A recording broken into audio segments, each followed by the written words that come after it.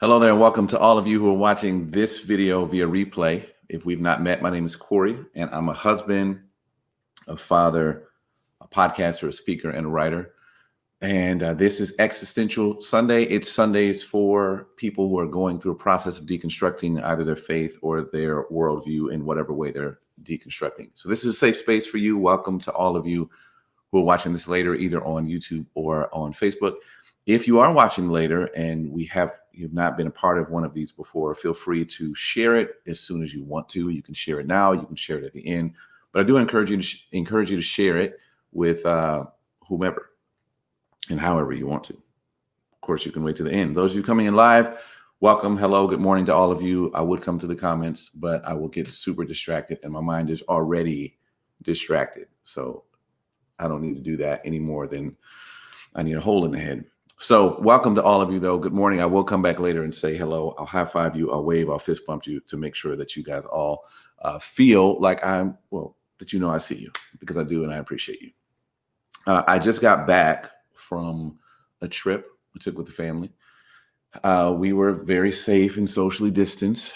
I'm not one of those no mask wearing.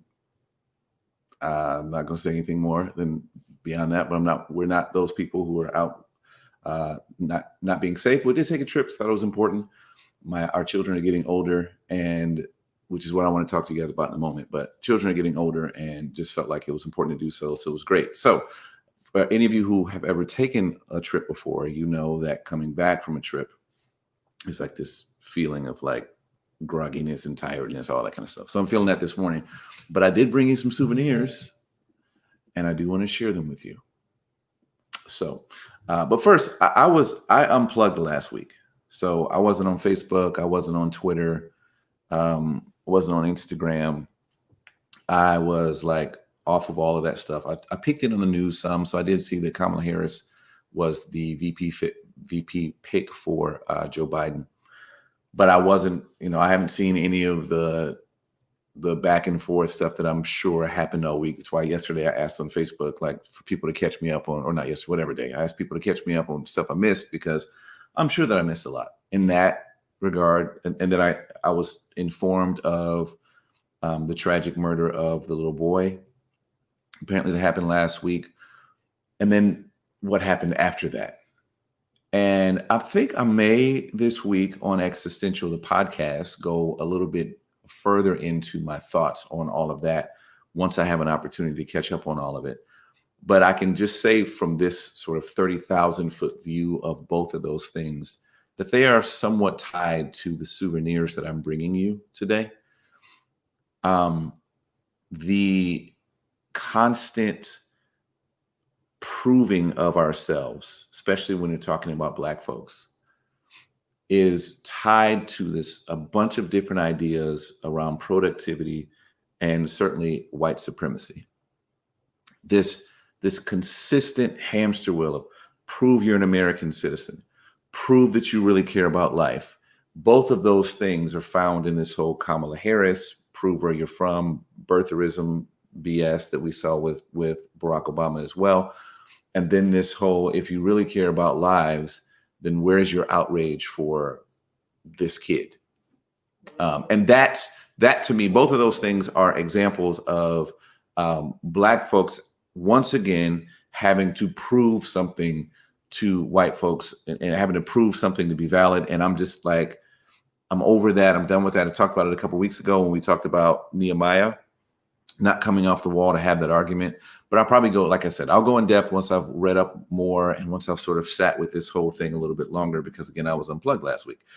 But I do want to just say that this whole notion that Kamala Harris has to prove she's American is a distraction. It is anti-Black. It is racist. I mean, but it's also not a surprise. This is the playbook. This whole notion that in order for our critique or our declaration that Black Lives Matter to be valid, we have to run around chasing ambulances and caring about everything that happens. And we have to make all of those things central to our cause, is again, a tool of white supremacy. And it's also the tool of white supremacy and the tool of evil and wickedness to prevent us from rest. Because if I have to jump on every bandwagon in order for the thing that I hold dear and fight for and push for and talk about to be worthy of having people listen to it, I'll never be able to rest, because there's always something happening in the world. Something is always on fire. And I cannot run around putting them all out. There are fires that are near me, in proximity to me, that like I have an inclination towards, and I'll put those out, but I shouldn't have to run around chasing all the fires. And this is why the Hebrew people instituted this thing called Sabbath, because Sabbath is the great equalizer. Rest is the great equalizer. Rest is about resting for yourself. At the time that they wrote this law, this was ancient history where everyone had slaves. It was rest for the slaves. It was rest for the foreigner. It was rest for the animals, and it was rest for the land. Everyone and everything was to rest. And one of the things that I thought about while I was gone was how much rest is discouraged in our culture, because while you're resting, someone else is working and passing you by. So in our capitalistic driven society, we have this notion, and many of us, and myself included, find it hard to just sit back and breathe and just be. We find it hard to unplug. If I unplug from social media, I'm going to miss something, and I won't be able to talk about it, and I won't be able to engage in it, and I won't be informed. If I turn the news off, I'm going to miss something. And the reality is that we as human beings get to choose what we're going to miss. And I think the things that we don't want to miss are things that white supremacy, productivity, capitalism, this whole hamster wheel causes us to miss the things that we truly don't want to miss. And I'll tell you what I mean in a moment. And later today, I'm going to post for those of you on Facebook and those of you on Instagram, I posted it yesterday, but I'll post it again. I'm going to post something that is for you. And I'll explain what it is in a moment. But one of the movies I used to really like a lot back in the day was Christopher Nolan's Inception. And in the movie Inception with Leonardo DiCaprio, there's this moment that keeps showing up where he sees his kids playing outside, but he can't get to them. Like he's reliving this moment where he had to miss that moment to go do something else. And for whatever reason, that stuck with me. It's always like been lodged in my thinking and my thought processes. And so one day, about probably 7 years ago or so, I was at my aunt's house in Atlanta. Shout out to Aunt Gwen from Atlanta. I was at her house in Atlanta, and I was inside, I think, on the piano, and my kids were outside, and I heard them outside playing. And I was tired. I think the grass was wet, and they were outside playing soccer in the grass. And it was weird. I felt like I was in Inception. I'm standing here at the window, and I'm watching my kids laughing and playing outside. And in that moment, I said to myself, Corey, you don't want to miss this. So took my socks off and went outside. I got in the grass, and I played soccer in the front yard with my kids, though I didn't really feel like it, because I felt like that was something I didn't want to miss. And what I'm telling you about this whole machine, especially the notion that where's the outrage? Where are the protests for X, Y, and Z? Don't be fooled by that. That is not allowing you to rest. That is a part of a design to keep you from being able to be engaged fully in the moments that truly matter. And for those of you who have families, who have friends, who have people around you, who love you and who you love, cherish that. I mean, that's like we should be able to fight injustice and enjoy our lives at the same time. Those things are not mutually exclusive. Though we should not have to constantly be engaged in debates and arguments and, oh, this thing happened, so now I got to deal with that, and this thing happened, now I have to deal with that.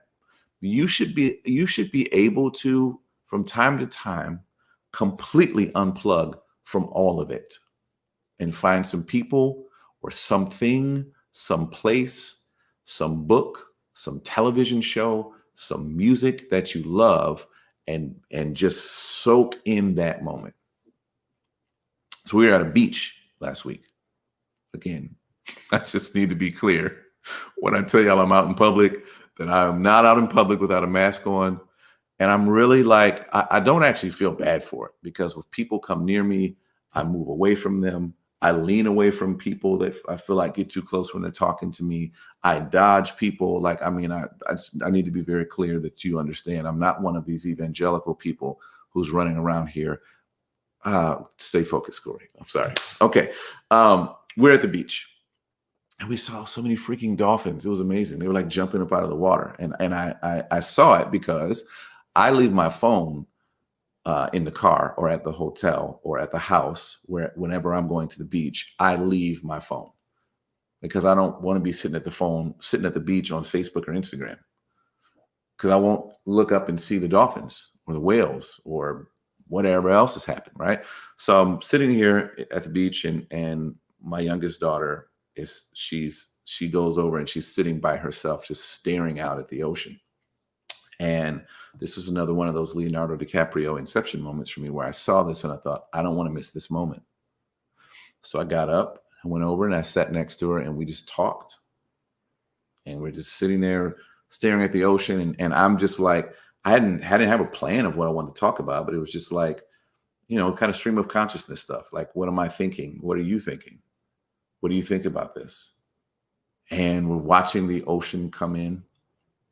And I had this thought, and I shared it with her. And I said, what, like, for me, and no one else has to feel this way, because, I know everyone who watches is not a person of faith, and that's totally fine. Not a person. Many of you may not even believe in God at all, which is totally fine. My truth, as I sat there on the shore, watching the water come in, is like, there has to be an arrangement to the world, because you're looking out at this massive body of water that could, like, if it did not have boundaries, would completely destroy all of us, which is what I guess we see with tsunamis, right? Is that, like, the water goes beyond its boundaries, and it's very destructive. And I thought the fact that that this water is staying and not crashing over us, because we wouldn't be able to get away fast enough, we'd be done. And my daughter and I are talking about this. And as I'm coming home, I start thinking, yeah, boundaries. You can only come this far and no further. That boundaries, we are often, certainly those of us who are on the hamster wheel of productivity, we often don't have good boundaries for our productivity, for our on the go, for our work, for our networking. We often don't have boundaries for our pressing for approval. And my sister Maisha and I talked about this on last week's podcast. This notion of productivity and go, and here and Jeff Bezos, I think I told you guys about this quote before, where he said, if you're not working 80 hours a week, you can't expect to be successful.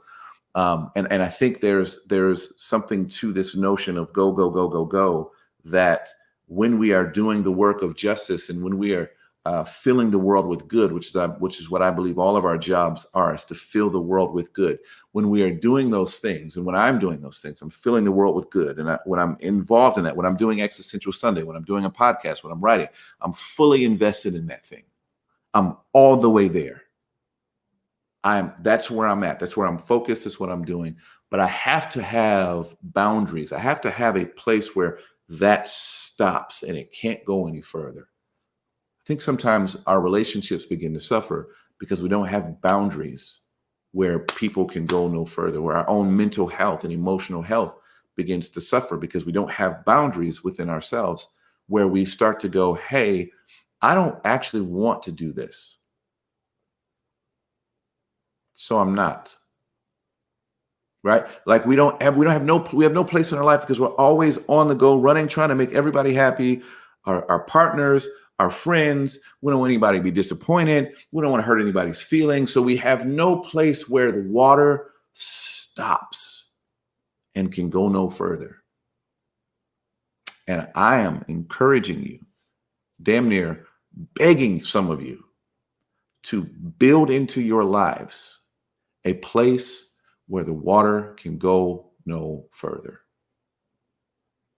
where you decide to stop, you decide to unplug, you decide to say no, and you don't feel bad for it. Especially some of you who are watching this, like you're very high productivity people. Like you get a lot of stuff done, which is awesome, and we need you to continue to do that. We need things to happen, especially now in the times we're living in, as we're headed towards what people are calling, and I agree with, probably the most important election of our lives.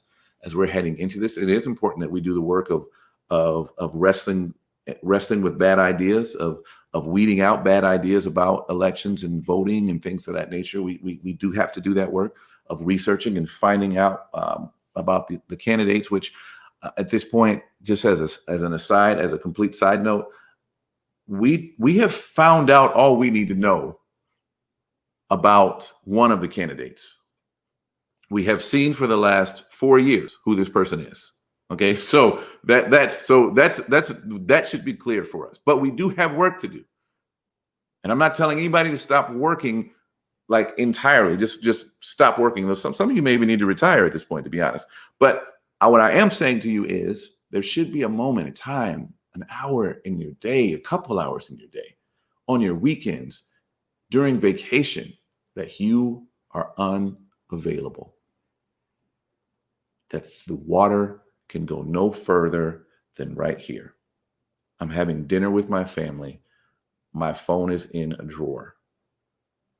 And so are the kids' phones. I'm taking a road trip with my family. The phone is in the glove box, and we're just listening to music. I don't want to talk on the phone anymore. So I'm going to say goodbye. We just got to be able to do that, right? I'm not interested in you. So I'm not going to, I don't want to work with you. I don't want to be partners. Doesn't mean I don't like you. I just recognize that I don't want to do that. I've said no to great friends in my life. Great friends. Some of my best friends, I've said no. And some of my best friends have said no to me. That's life. And we all have to learn to accept the boundaries, and we have to learn how to build the boundaries. And those thoughts, those things about you resting, I know I told you this several weeks ago, and I'm coming back to it again because some of you probably didn't hear it. And maybe that's why the creator and the divine energy is flowing this way, right? Because some of you didn't hear me the first time I said it, and I'm saying it again. Rest. Stop. Build boundaries. Say no. Take care of you so that you can continue to fill the world with the good that you're filling the world with. All right, folks, that's all I have for you. I'm so grateful for all of you who watch Existential Sunday and share it, and who tag people in the comments, who share the videos. It's a big deal to me. I really do appreciate it. I can't lie.